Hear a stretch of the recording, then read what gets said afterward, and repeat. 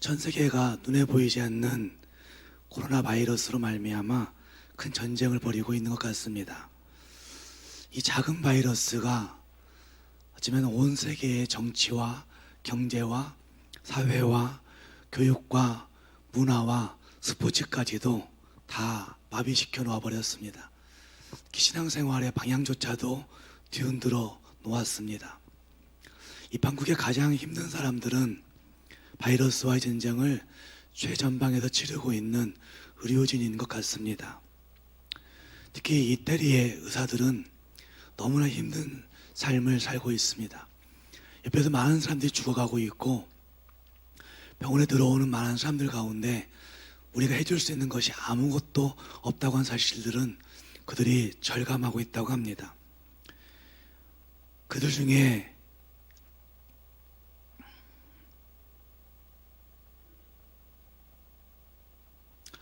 율리아 우르반이라고 하는 의사가 있는데, 이 의사는 어릴 적에 예수님 하나님을 믿는 환경 가운데 있었습니다. 부모님들이 예수를 믿어서 교회를 나갔는데 자기가 믿는 그 지식과 경험이 최고의 가치에 두면서 엄마 아빠가 교회 나가는 것을 비웃기 시작했습니다. 그래서 그때부터 그는 무신론자로 살아가는 거죠. 근데 병원에서 3주 동안에 120명이 죽어나가는 그 환경을 그가 접하면서 우리가 의사인데 아무것도 해줄 수 없구나 라는 사실들을 절망하고 낙심했다고 합니다. 그런데 75세에 확진 판정받은 목사님이 병원에 들어오면서 그 병원에서 성경을 들고 자기도 확진자인데 다른 사람들을 위로하고 그들을 위해 기도해주고 복음을 증거하는 모습을 보면서 이렇게도 살 수 있구나 라는 사실들을 그가 느끼게 됩니다. 그 목사님은 하나님 나라에 갔습니다. 그런데 그 후에 그 의사들이 그 목사님처럼 우리도 기도하자라고 생각했고, 그 율리아 우르바는 나는 이제 하나님을 믿는다고 자신 있게 고백하는 간증을 하고 있습니다.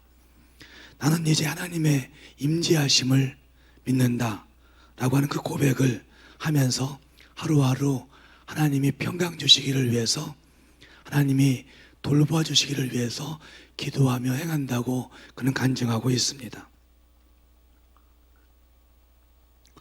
여러분, 어떤 사람이 하나님의 돌보심을 받을 수 있다고 생각하십니까?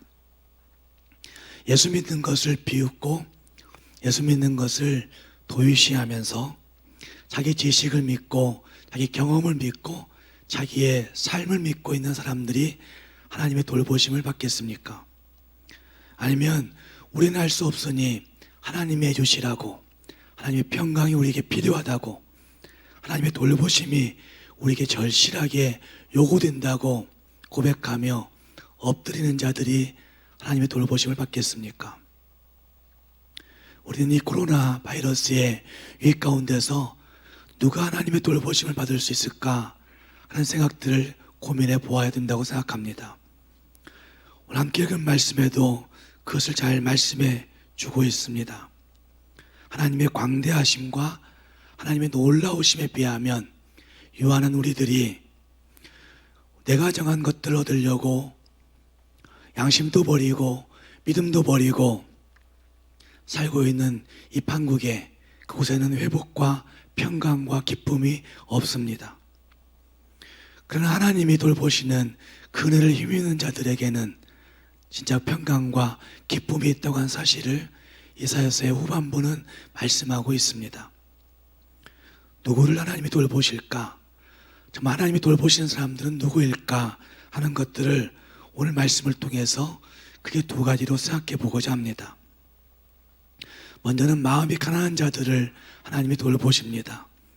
함께 읽은 말씀 2절 말씀을 보시면 분명히 말씀합니다. 무릇 마음이 가난하고 심령에 통회하며 내 말을 듣고 떠는 자는 그 사람은 내가 돌보려니와 하나님이 돌보신다고 말씀하십니다. 여기 표현되고 있는 마음의 가난이라고 하는 표현을 우리가 너무나 잘 알고 있습니다. 그것은 물질적 소유의 결핍을 의미하는 부분도 있을 겁니다. 또 사회적 압제와 또한 우리가 지금 겪고 있는 질병의 그 어려움들로 말미암아 육체적 고난과 고통 가운데 있는 상태를 묘사하고 있을 것입니다. 또 이 단어는 겸손한이란 형용사적인 상태를 의미하고 있는 단어이기도 합니다. 육체적인 고난과 고통이 우리에게 임하게 될 때 우리는 내적인 고통도 느끼게 되고, 그 내적인 고통을 당하는 사람들이 다 그런 건 아니지만 그 결과 하나님의 도우심을 구하고 부르짖는 형편들도 있는 것을 보게 됩니다. 시편 25편 16절 말씀과 17절 말씀을 보면 이런 말씀이 있습니다. 함께 읽어보십시다. 주여, 나는 외롭고 괴로우니 내게 돌이키사 나에게 은혜를 베푸소서. 주여, 나는 외롭고 괴로우니 내게 돌이키사 나에게 은혜를 베풀어 달라고 외치는 그 시편 기자의 고백. 외롭고 괴롭다. 17절 말씀에서는 내 마음이 근심하오니 라고 그렇게 말씀하면서 하나님 앞에 기도하고 있는 모습이 거기에 등장합니다. 또 시편 34편 6절 말씀에도 이런 말씀이 등장합니다. 이 곤고한 자가 부르짖음에 여호와께서 들으시고 그의 모든 환난에서 구원하셨도다. 곤고한 자, 마음이 근심이 많고 또 외롭고 괴롭다고 표현하는 그 가난함, 그 어려움들 속에서 그들은 내적인 고통을 끌어안고 근심하고 낙심하는 것이 아니라 하나님께 부르짖고 있다는 말입니다. 결국 육적인 그 고난과 고통은 내적인 고통을 유발시킬 때가 있고, 그것은 영적인 고난으로 이어질 때가 있는 것을 볼 수 있습니다. 예수님도 말씀하십니다. 심령이 가난한 자는 복이 있나니 무엇이 그들의 것일까요?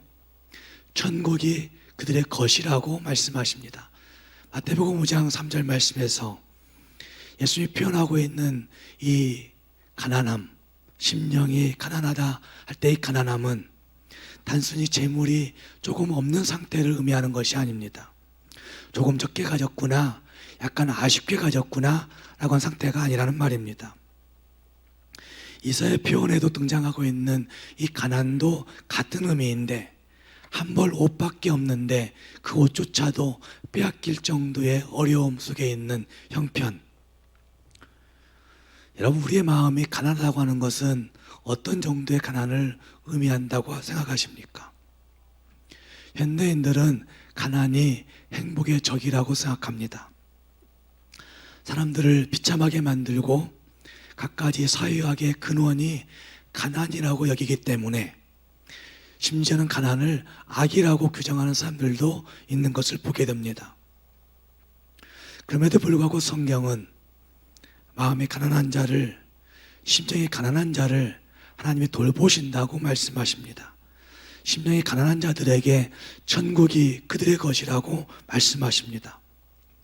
돈이나 부를 우상처럼 섬기고 있는 현대인들은 매력없는 이야기지만, 향락과 권세와 명예를 우상처럼 여기고 있는 현대인들에게는 참 안 되는 얘기지만, 그럼에도 불구하고 성경은 마음이 가난한 자들을 하나님이 돌보신다, 심정이 가난한 자들이 천국이 그들의 것이다 말씀하고 있다는 말입니다. 오늘 함께 읽은 말씀을 잘 살펴보시면 그것을 잘 볼 수 있습니다. 1절 말씀에서 하나님은 이렇게 말씀하십니다. 여호와께서 이와 같이 말씀하시되, 그 다음 같이 읽어보겠습니다. 하늘은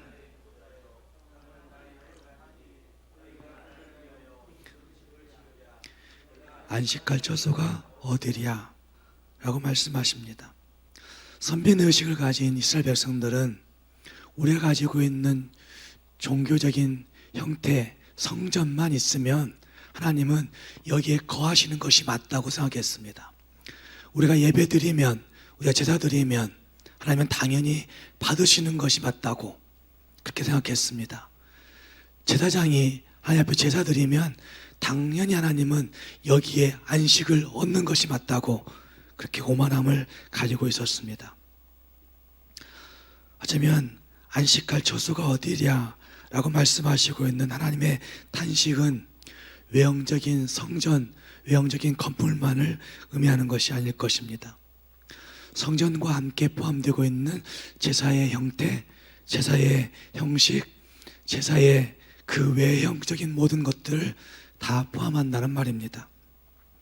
외형적인 것들만 있으면 하나님이 거기 반드시 거하셔야 된다고, 하나님은 거기 계셔야만 된다고 확신하는 그 종교인들, 선변의식 가지고 있는 이스라엘 백성들의 그 모습을 하나님이 지적하면서 하나님이 안식할 곳이 어디랴, 하나님이 거하실 집이 어디랴 탄식하고 있는 것입니다.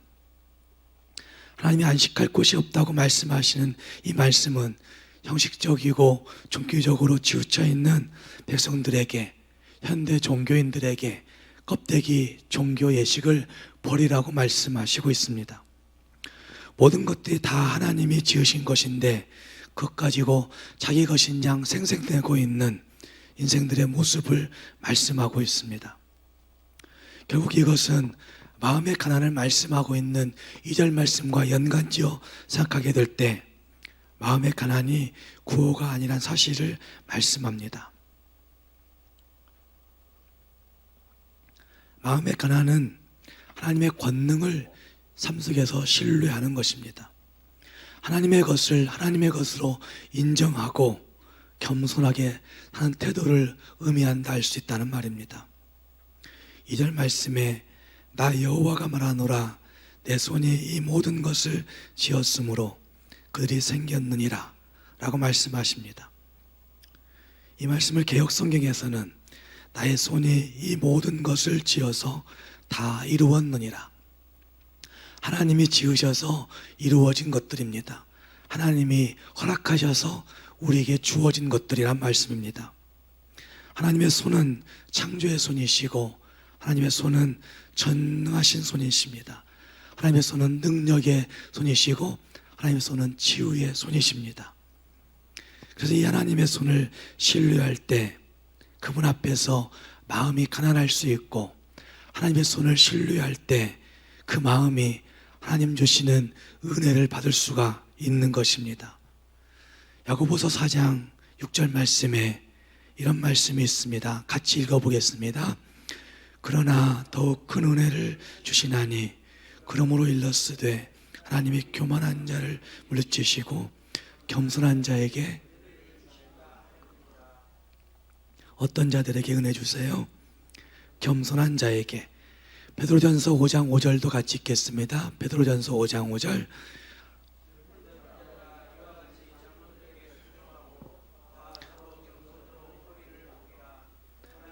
교만한 자를 대적하시되 겸손한 자들에게는 은혜를 주시느니라. 아멘. 교만한 자를 물리치신다 하는 야고보서 말씀보다는 베드로전서 5장의 말씀은 교만한 자들을 어떻게 하세요? 하나님이 대적하신다, 물리치시는 정도가 아니라 대적하신다고 말씀하십니다. 그리고 겸손한 자들에게는 은혜를 주신다고 말씀하십니다. 하나님을 신뢰하고 다 하나님께로부터 온 것이구나 라는 사실들을 인정하면서 겸손하게 행하는 자들을 하나님이 은혜로 베푸시고 돌보신다고 말씀하십니다.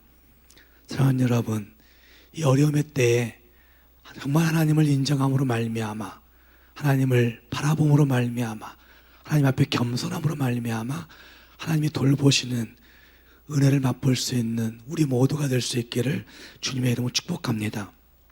또 한 가지는 하나님은 심령에 통회한 자들을 돌보십니다. 심령에 통회하는 자들을 돌보십니다. 심령에 통회한다는 것은 회개하는 것입니다.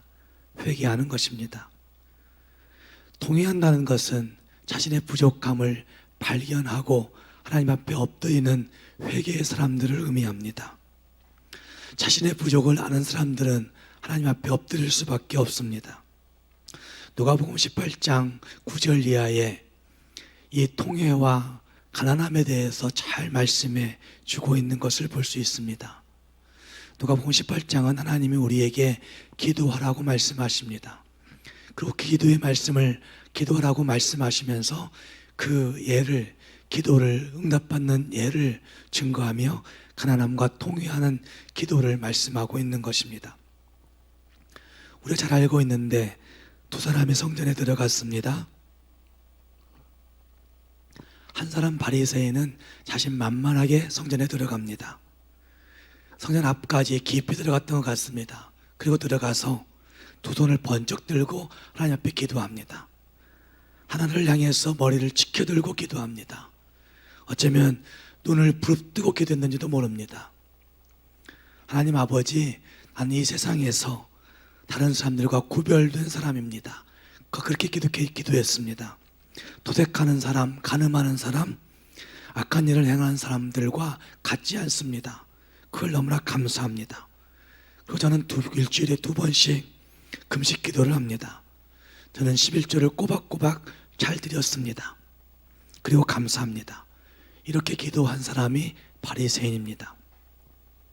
예수님이 이런 사람을 향하여서 마음이 부자라고 이야기합니다. 심령이 부한 자라고 말씀하고 있습니다.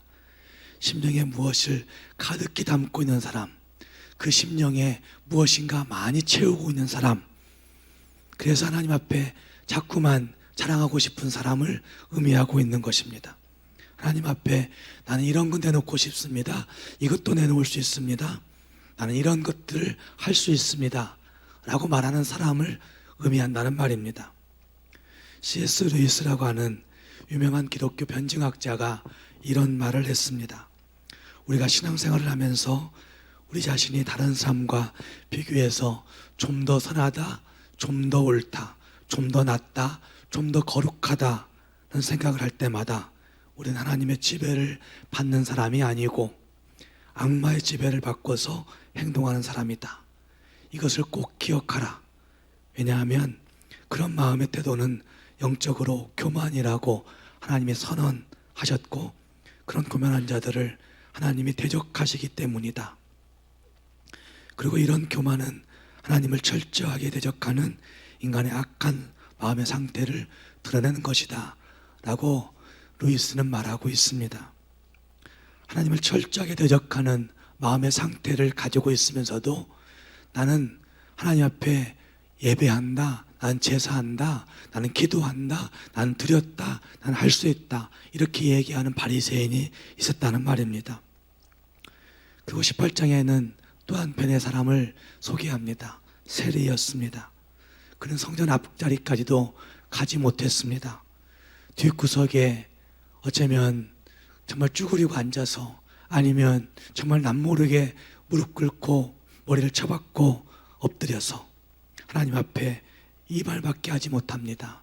18장 13절 말씀에 주여 나를 불쌍히 여기소서, 나는 죄인이로소이다. 가슴을 치면서 이 말밖에 하지 못합니다.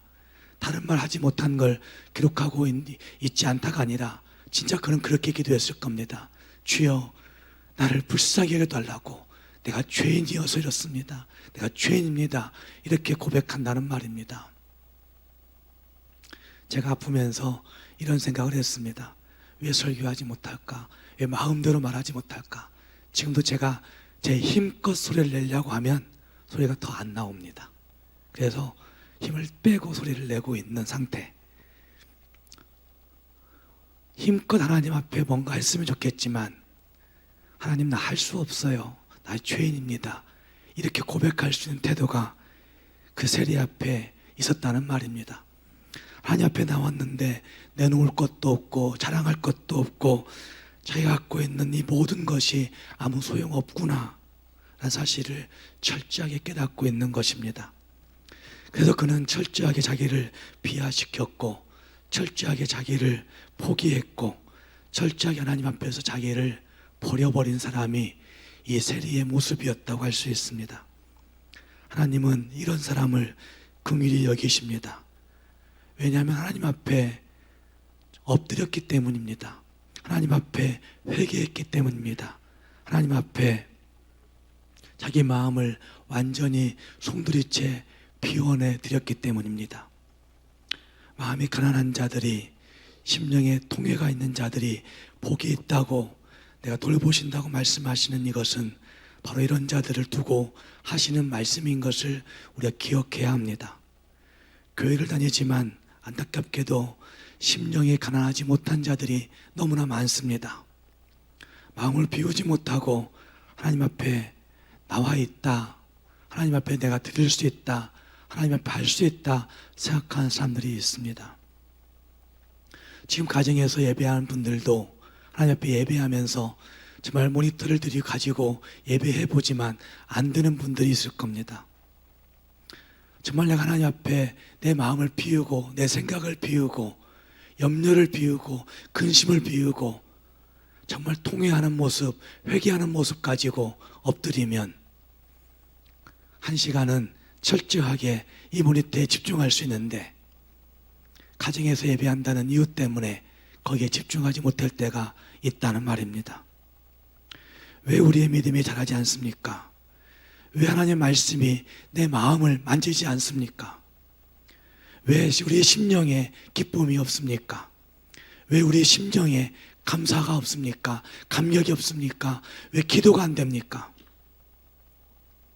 한 번밖에 없는 이 생을 하나님을 위해서, 하나님이 주신 그 은혜를 갚기 위해서 살아가야 되는데 왜 그 마음이 생기지 않습니까? 그 이유는 간단할 것입니다. 마음이 가난하지 않기 때문에, 심령의 통회함이 없기 때문에,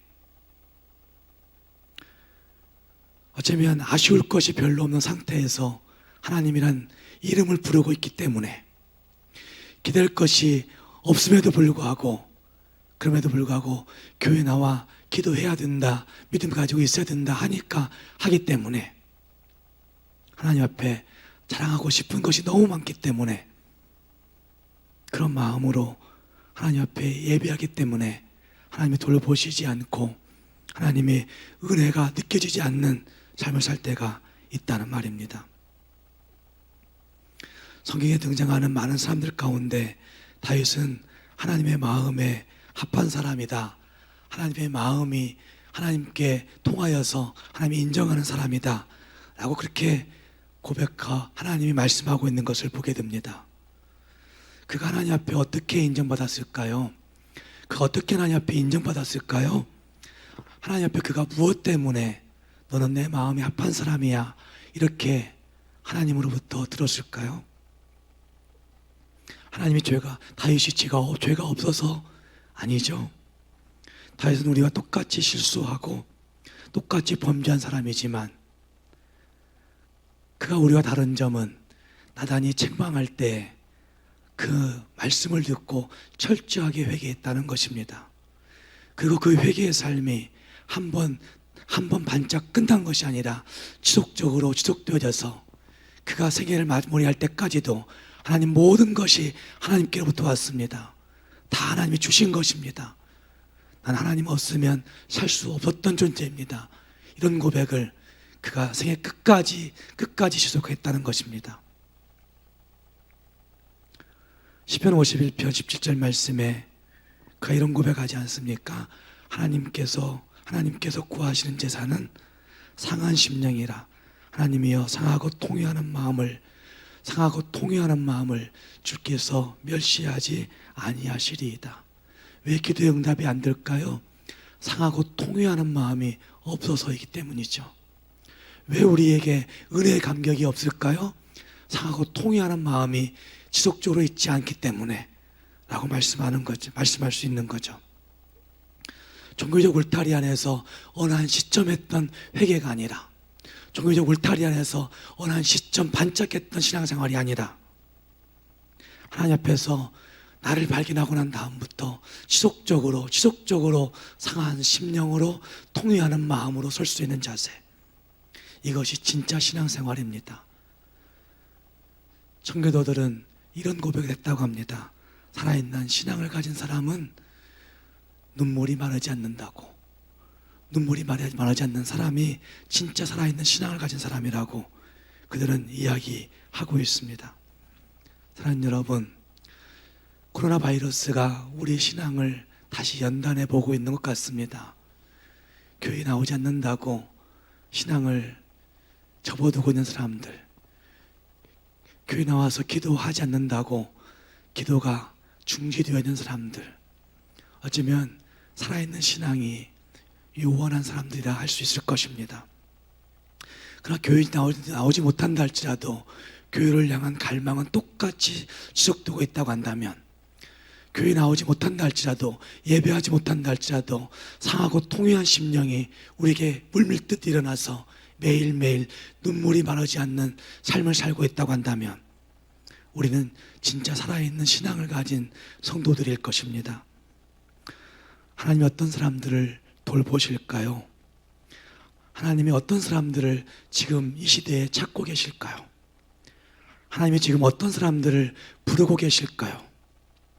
사랑하는 여러분, 다시 한번 물어보면서 정말 하나님 앞에서 우리의 마음이 가난하여서 상하고 통회하는 심령이 항상 있음으로 말미암아 정말 하나님이 돌보시고 하나님이 책임지시고 하나님이 은혜 베푸시는 그러한 삶을 살아갈 수 있는 저와 여러분이 될 수 있기를 주님의 이름으로 축복합니다. 함께 기도하겠습니다.